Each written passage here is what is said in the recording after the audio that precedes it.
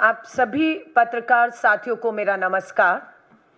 आज भारत रत्न पूर्व प्रधानमंत्री शहीद राजीव गांधी जी की पुण्यतिथि पर हम उन्हें याद करते हैं और उन्हें श्रद्धांजलि देते हैं। आज देश भर में रक्तदान भारत मां के लाल राजीव के नाम पर मैंने और देश में बहुत से हमारे कार्यकर्ताओं ने राजीव जी को याद करते हुए अपना रक्तदान देश के नाम किया है। आज की प्रेस वार्ता हमारे उत्तर प्रदेश के हाथरस में 14 सितंबर 2020 लगभग 6 साल पहले एक घटना जिसने मात्र उत्तर प्रदेश नहीं राजधानी दिल्ली और देश को हिलाकर रख दिया था। 14 सितंबर 2020 को आपको याद होगा कि उत्तर प्रदेश की एक गरीब परिवार की दलित बेटी के साथ सामूहिक बलात्कार हुआ था। 29 सितंबर को उस बेटी की दिल्ली के सफदरजंग अस्पताल में मौत हो जाती है। 30 सितंबर को रात को 2:30 बजे पेट्रोल डालकर उसका शव फूंक दिया जाता है, जिसमें ना परिवार की सहमति थी ना परिवार शामिल था। पता लगता है तो राहुल जी और प्रियंका जी पूरे हम सब कांग्रेस के कार्यकर्ता 1 अक्टूबर को हाथरस में उस पीड़िता उसके परिवार को मिलने की कोशिश करते हैं, पीड़िता के परिवार को, और पुलिस हिरासत में पुलिस द्वारा ले लिया जाता है। और 2 मार्च 2023 को पता लगता है कि बलात्कार के आरोपी जो थे 4, उनमें से 3 को बरी भी कर दिया गया है और 6 साल में लोग उस मामले को भूल गए, मामला खत्म हो गया, लेकिन घाव अभी तक भरे नहीं। और अब एक डॉक्यूमेंट्री जिसको मैं आपके सामने लेकर आई हूं, क्राइम डॉक्यूमेंट्री है हाथरस 16 डेज। ये 3 एपिसोड है जिसे मैंने भी जब देखा तो मेरे पांव के नीचे से जमीन निकल गई। 6 साल पहले हुए इस सामूहिक बलात्कार में किस तरीके से पूरा सिस्टम शामिल था, दोषियों को फांसी के तख्ते पर पहुंचाने के लिए नहीं, बल्कि पूरी सरकार, पुलिस, प्रशासन शामिल था कि किसी भी कीमत पर उस दलित गरीब बेटी को और उसके परिवार को न्याय ना मिले। इसको लेकर खूब प्रयास हुए और उन्हीं प्रयासों को लेकर ये डॉक्यूमेंट्री है जो बहुत से सवालिया निशान आज फिर खड़ा करती है। उसी को लेकर मैं अब आपके सामने आई हूं। मैं कहूंगी कि उस डॉक्यूमेंट्री की जो शुरुआत के कुछ क्षण है और उसके बाद गायनोकोलॉजिस्ट महिला डॉक्टर के बयान इस डॉक्यूमेंट्री में जो दिखाए गए हैं, पुलिस अधिकारी के बयान जो स्वीकार कर रहे हैं इस डॉक्यूमेंट्री में, ये कोई फिल्म मूवी नहीं है, ये एक क्राइम डॉक्यूमेंट्री है, सच्चाई है और जो लोग शामिल थे उन सबके बयान इस डॉक्यूमेंट्री में देश के सामने हैं, जो मैं भी रखना चाहती हूं।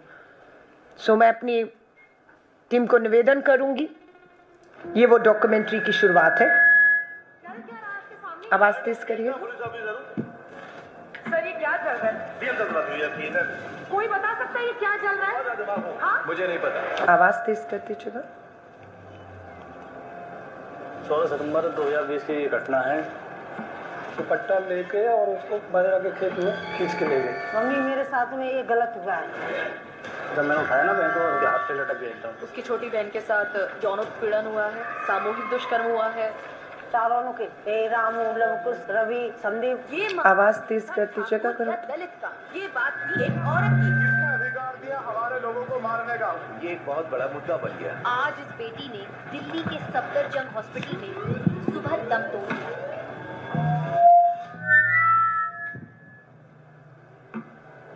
यहाँ पुलिस सुरक्षा में शव को ले जाया जा रहा है। मारे बिना किसी के बॉडी ले गए।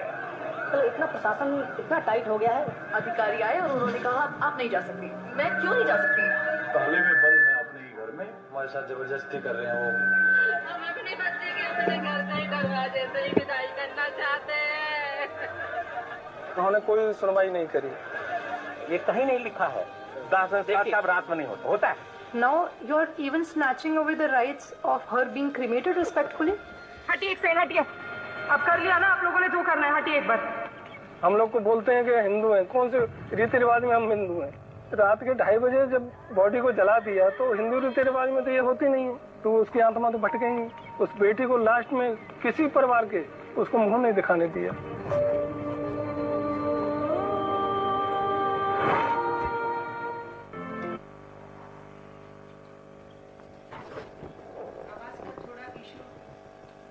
का थोड़ा इशू रहा है, लेकिन ये हम लोग डॉक्यूमेंट्री की शुरुआत जो है वो आपसे जरूर शेयर करेंगे। और इतना ही नहीं, इस डॉक्यूमेंट्री के 3 एपिसोड को आप देखेंगे और उसमें आपका जो बयान, जो डॉक्टर गायनेकोलॉजिस्ट है वो खुद इसमें ये कह रही हैं कि बच्ची को लाने से पहले सारे तरीके से सबूतों को नष्ट कर दिया गया था।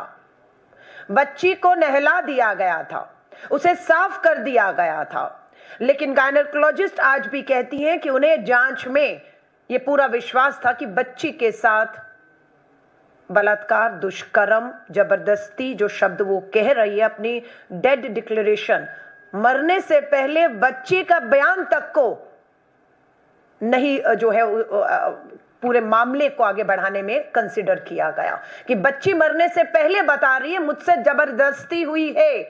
और गायनेकोलॉजिस्ट कहती है कि हाँ, बच्ची के साथ उन्हें ऐसा है कि गलत हुआ है, लेकिन इन सब चीजों को जब कोर्ट के सामने चीजें पेश की गई वहां नहीं रखा गया। केस को पुलिस द्वारा कमजोर कर दिया गया, जिससे आरोपियों को बच निकलने में सरकार और पुलिस ने पूरी मदद की। मैं अब गायनेकोलॉजिस्ट, जो महिला डॉक्टर बच्ची की पूरी जांच कर रही थी, उसका बयान इस डॉक्यूमेंट्री में जो आया है वो आपके सामने रख रही हूं।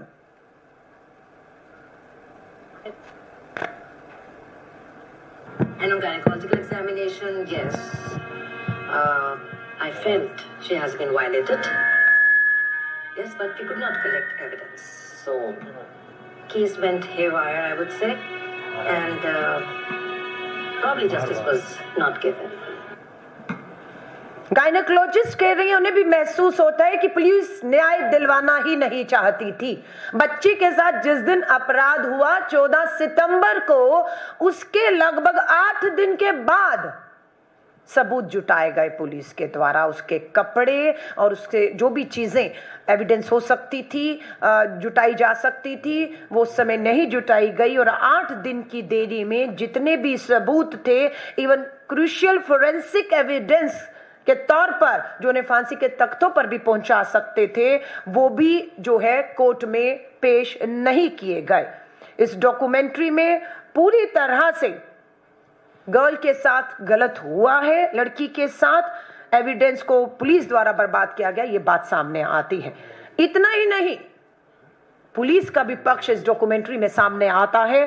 Farmer ADG law and order UP Prashant Kumar जो उस समय थे, इस डॉक्यूमेंट्री में उनका भी बयान है जो मैं अब आपके सामने रखना चाहती हूं, जिसमें वो साफ कह रहे हैं कैमरा पर कि medical local police, had they been that sensitive right from the word go, this could have been avoided. No, they could have asked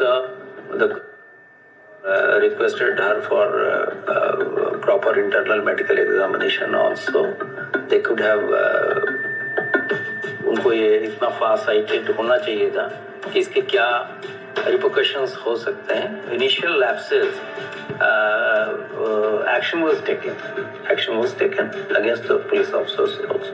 We have a zero tolerance policy, and in the convictions related to women, UP has the highest conviction rate in the country. आप देख रहे हैं formal ADG कह रहे हैं कि police संवेदनशील नहीं थी। उन्होंने अगर संवेदनशीलता दिखाई होती, प्रॉपर मेडिकल एग्जामिनेशन किया होता, सबूतों को समय पर एकत्रित किया होता, तो अपराधियों को सजा मिल सकती थी, जिसका फायदा जो है वो अपराधियों को मिला और वो रिहा कर दिए गए। वो यहां तक कह रहे हैं कि पुलिस को सिर्फ सस्पेंड कर दिया गया था, लेकिन उनके ऊपर कानूनी कार्रवाई जो बनती थी वो नहीं किया गया। वो एक थाने से दूसरे थाने में चले गए, पूरे केस को उन्होंने जो है वो खराब करने में कोई कोर कसर नहीं छोड़ी। उनका ये भी कहना है कि इस केस की पुलिस के रोल की एसपी वहां उपस्थित थे, डीएम उपस्थित थे, मजिस्ट्रेट उपस्थित थे। इन सबकी उपस्थिति में शव को रात को 2:30 बजे जलाया जाता है और हर तरीके से सबूत को आनन फानन में नष्ट किया जाता है। तो इसके पीछे किसका हाथ था, किसके इशारों पर या दबाव में ये सब चीज हो रही थी, ये पूरी तरह से एडीजी, फॉर्मर एडीजी के बयान में, गायनेकोलॉजिस्ट के बयान में है। और आज सच्चाई ये है, दुख से कहना पड़ रहा है कि आज तीनों बलात्कार के जो दोषी और फांसी होनी चाहिए थी वो रिहा हैं, वो आजाद घूम रहे हैं। जो पुलिस वाले इस मामले को पूरी तरह किसी के दबाव में कमजोर किया है, वो भी मुझे लगता है कि प्रमोशन लेकर किसी दूसरी जगह इसी तरह की वारदात को दबाव में, लालच में, उन्नति पदोन्नति के लालच में कितने ऐसे मामले जो है उसको खराब करने की कोशिश कर रहे होंगे। क्योंकि नेशनल क्राइम रिकॉर्ड ब्यूरो के 2024 के आंकड़े भी दिखाते हैं कि उत्तर प्रदेश महिलाओं के प्रति हर तरीके के अपराध में नंबर 1 पे खड़ा हुआ है। सो ये बेहद ही हमारे लिए दुख और चिंता की बात है। मुझे लगता है कि इस डॉक्यूमेंट्री, इसमें जो बयान है और जो लोग दोषी हैं उनके ऊपर दोबारा से मामले चलने चाहिए और हर तरीके से एफआईआर ना करना पहले हफ्ते में, एविडेंस ना जुटाना पहले 8 दिन के अंदर।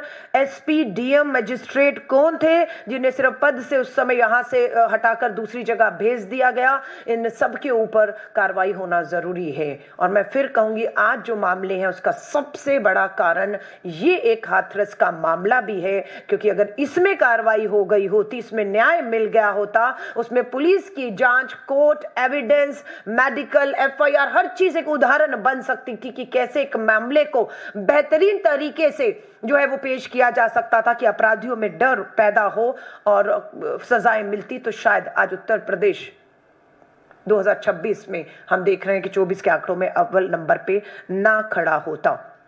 मैं खुद विक्टिम का जो परिवार है, जो हमारे बीच में नहीं रही, उसके परिवार आज भी डर और खौफ में है। आज भी उस परिवार से, हाथरस की इस दलित गरीब बेटी के परिवार के साथ जो भी वायदे किए गए, मैं आपसे कहूंगी एक बार उस परिवार को आज भी मिलिए जो डर के साए में है, जिन्हें बंद कर इतने सालों से रखा और जिनसे जो भी मुआवजे की बात हुई, सरकारी नौकरी परिवार को देने की बात हुई, सुरक्षा की बात हुई, वो इन 6 सालों में पूरी तरह डर और खौफ में है। मेरी पीड़िता जो अब नहीं रही, उसके भाई से भी मुलाकात एक कार्यक्रम में हुई, बात हुई। और ये सब खेल आज भी इस देश में दुख और चिंता की बात है कहते हुए कि जारी है। अब इसमें कांग्रेस ऐसा नहीं है कि ये 2020 का मामला था, हमने उठाया। हम लोगों ने 1 अक्टूबर का, जिनको लगता है कि कांग्रेस ने क्या किया, कांग्रेस विपक्ष में थी, कांग्रेस को बोलना चाहिए था, हमारे खुद नेता, मैं देख रही थी, मुझे अपना भी याद है, मैं वहीं पर उपस्थित थी 1 अक्टूबर, जिस 30 सितंबर को शव जब रात को 2:30 बजे पेट्रोल डालकर, परिवार नहीं था वहां पर, परिवार को बंदी बना दिया गया था, डीएम, एसपी, पुलिस की उपस्थिति में उसे आनन फानन में रात को 2:30 बजे पीड़ित परिवार चिल्ला रहा है कि बच्ची को एक बार घर ले जाने दीजिए, बच्ची का चेहरा देखने दीजिए। और उसको 8 बजे के बाद जो है हमारे रीति रिवाजों के अनुसार वो परिवार कह रहा है कि नहीं, आप जलाइए शव को, उसकी आत्मा भटकती रहेगी। ये उनका विश्वास था, जो आज तक उन्हें ऐसा डर और खौफ है कि बच्ची की आत्मा को शांति नहीं मिल रही है। क्योंकि हम प्रार्थनाओं में कहते हैं कि आत्मा को शांति दो, यानी कि हम मानते हैं कि आत्माएं हैं जिसकी शांति के लिए मरने के बाद हम प्रार्थना करते हैं। और उस परिवार को लगता है वो आत्मा बच्ची की आज भी भटक रही है। एक तो उसको न्याय नहीं मिला और उसका जिस तरीके से संस्कार होना चाहिए था वो सब भी नहीं हुआ। मैं वही आपको हमारे नेता 1 अक्टूबर सुनिएगा, अगर राहुल जी, प्रियंका जी परिवार तक उस दिन 1 अक्टूबर 2020 की तस्वीरें हैं, कोरोना महामारी के दौरान आप देखिए। Had they been that sensitive right from the word go, this could have been avoided. They could have इसमें देखिए, मैं सिर्फ ये कह रही हूँ, अगर उस दिन प्रियंका जी और राहुल जी को पुलिस ने डीएनडी फ्लाईओवर पर ना रोका होता, वो परिवार के पास पहुंच चुके होते, तो 2023 में ये अपराधी बरी नहीं होते, ये हमारा विश्वास था। सिर्फ यही कारण था, प्रियंका जी और राहुल गांधी जी को पुलिस ने उस समय हिरासत में लेकर डीएनडी फ्लाईओवर पर रोका रखा और कभी भी परिवार से लोगों को जो न्याय के लिए उनके साथ खड़ा होना चाहते थे, उन्हें नहीं खड़े होने दिया। है तो आप मुझे अकेले हाईवे के साइड पे चलने दीजिए। सर इस एपिडेमिक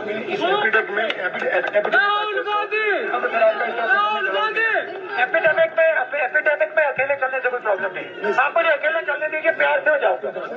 ये पॉसिबल ही नहीं है सर, आपके साथ ये आपके लोग इस तरह लाठी क्यों चला? तो फिर आप मुझे बताओ,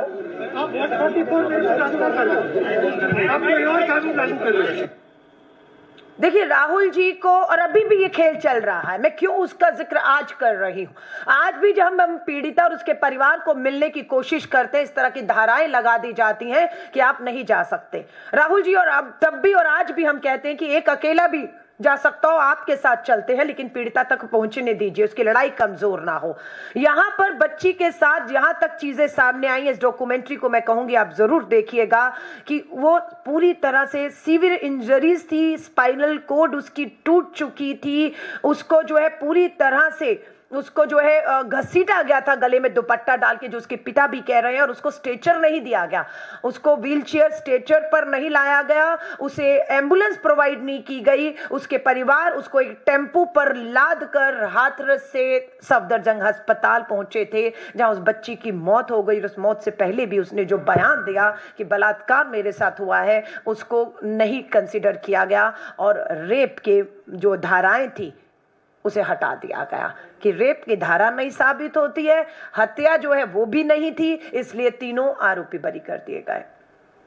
सो मैं इस डॉक्यूमेंट्री के माध्यम से उत्तर प्रदेश की भाजपा की डबल इंजन की सरकार और उसके अधीन पूरे व्यवस्था और सिस्टम पर आज फिर सवालिया निशान खड़ा करती हूं, और पूछना चाहूंगी उत्तर प्रदेश की भाजपा की डबल इंजन की सरकार से कि इस डॉक्यूमेंट्री के माध्यम से, जो क्राइम डॉक्यूमेंट्री है, हाथरस के वो 16 दिन में जो गायनेकोलॉजिस्ट डॉक्टर, जो पुलिस और जो भी एविडेंस सबूत सामने आ रहे हैं, जो दोषी पुलिस वाले हैं, उन सब पर उत्तर प्रदेश की पुलिस आज भी कोई कार्रवाई करेगी, या जिस तरीके से पूरे देश में भाजपा बेटी बचाओ की बजाय अपने अपराधियों को, अपराध में शामिल अपने नेता और सरकार को बचाने का काम कर रही है, वो यूं ही शर्मनाक तरीके से जारी रखेगी।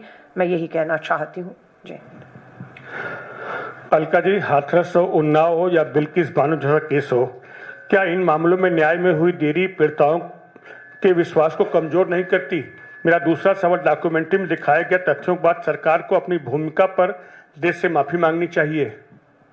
देखिए, मैं बिल्कुल आपसे कहूंगी, ये डॉक्यूमेंट्री ने एक बार फिर से इस बात की जो है पोल खोली है कि सरकार जो दावे करती है बच्चियों को न्याय मिलता है, सच ये है कि इस देश में पीड़िताओं के लिए न्याय नहीं है, बिल्कुल भी नहीं है। और ये बिल्कुल मैं कहूंगी आपको कि लड़ाई को और उम्मीदों को कमजोर करती है। अगर फिर मैं कहूंगी राहुल जी, प्रियंका जी पहुंचे होते तो लड़ाई कमजोर नहीं, उस लड़ाई को ताकत मिलती और दोषियों को फांसी और सजाएं मिलती, लेकिन बाधाएं लाकर सरकार खुद जो है वो लड़ाई को, न्याय की लड़ाई को कमजोर करती है। आपने कहा देश से, बिल्कुल मैं कहूंगी उत्तर प्रदेश की सरकार को, भाजपा की डबल इंजन की सरकार को, देश से, देश के सभी पीड़िता और उनके परिवार जो आज न्याय से दूर हैं, सबसे माफी मांगनी चाहिए कि ये पूरी तरह से सरकार का और सरकार के अधीन व्यवस्था का फेल्यूर था, जिसकी वजह से अपराधी आज आजाद घूम रहे हैं। बिल्कुल उन्हें माफी भी मांगनी चाहिए और उन्हें आगे बढ़कर ये कहना चाहिए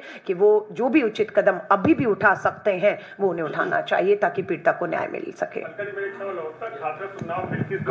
केस न्याय में देरी क्या पीड़िताओं के विश्वास को कमजोर करते हैं? बिल्कुल कमजोर करता है। आपने सही कहा। आपने अगर बिल्किस बानो की बात कर रहे हैं तो आपको भी मालूम है सुप्रीम कोर्ट ने उम्र कैद की सजा दी।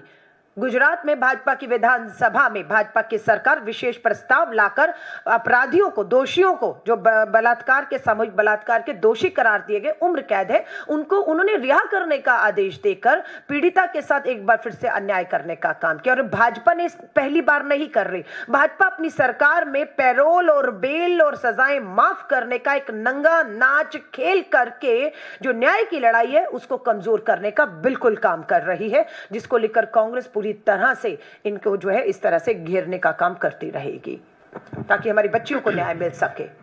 मैम, एक क्वेश्चन मेरा भी था कि अगर इस डॉक्यूमेंट्री के अंदर कुछ नया तथ्य आता है सामने या कोई विरोधाभास आपको लगती है तो क्या इसको न्यायिक समीक्षा की मांग करेगी कांग्रेस?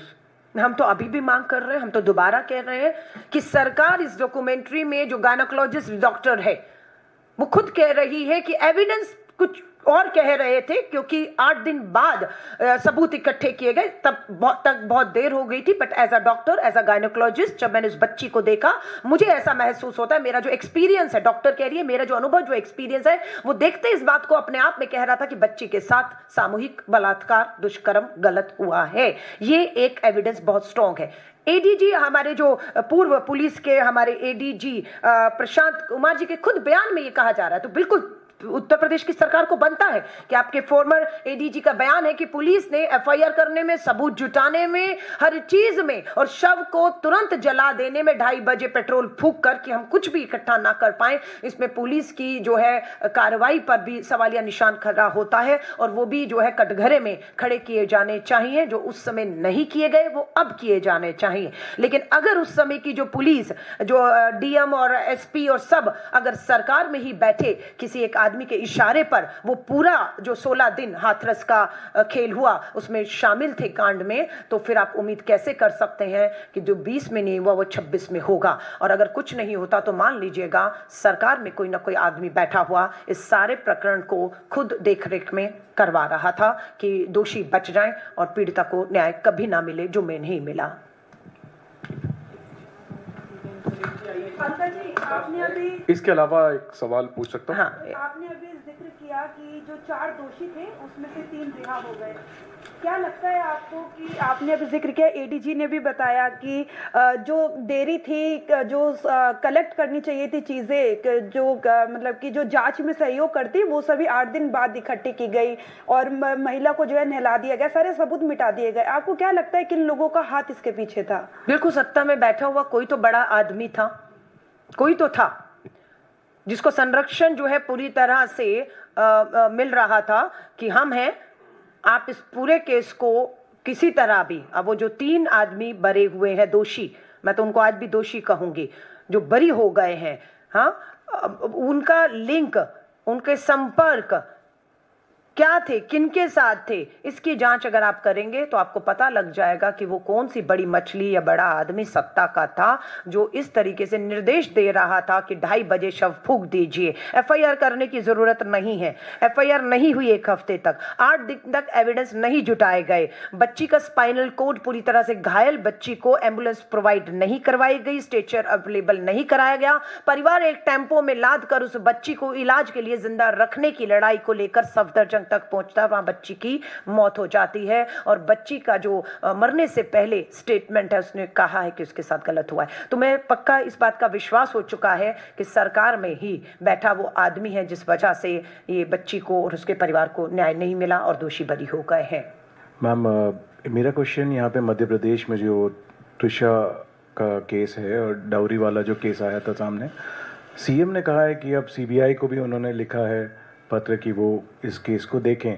पूरा केस के बारे में आप कैसे देखती हैं, और सीबीआई की जांच की जो बात है उस पर क्या कहना चाहेंगे? देखिए, नेशनल क्राइम रिकॉर्ड ब्यूरो के जब आंकड़े आए कि देश में 5000 से अधिक 2024 में ही दहेज हत्याएं हुई हैं, जला दिया गया है, फेंक कर छत से मार दिया गया है, फांसी लगा ली गई है, पर इसको कभी किसी ने गंभीरता से नहीं लिया। एक वीडियो मैंने भी शेयर किया है जब ये मामला आया जिसका जिक्र आप कर रहे हैं, तो एक बच्ची ने मुझे अपना वीडियो दोबारा भेजा, व्हाट्सएप पे मैसेज किया, उस बच्ची का वीडियो व्हाट्सएप मैसेज रात को लगभग 11:15 बजे, मैंने तुरंत उसको जो है, जो मदद हम कर सकते थे, मैंने उसकी मदद की और उसको वीडियो को शेयर भी किया।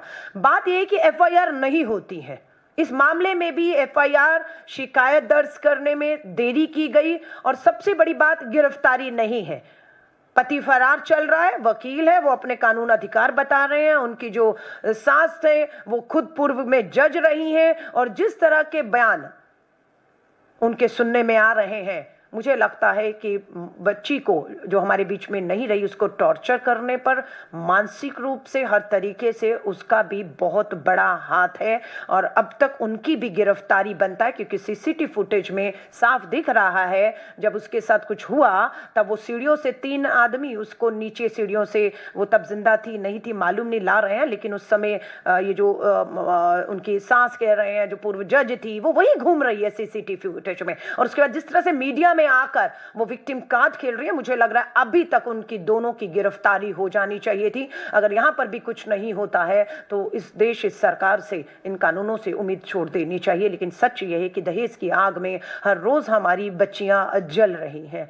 और मैं माँ बाप से भी कहूंगी, आप प्रयास करते हैं कि बच्ची का घर बस जाए, लेकिन आप प्रयास में कामयाब नहीं होते और बच्चियां इस स्थिति तक पहुंच जाती हैं, तो मुझे लगता है कि कोशिश करिए, पर कोशिश उस सीमा तक करिए कि बच्चियां जान से हद ना हो जाएं उनके।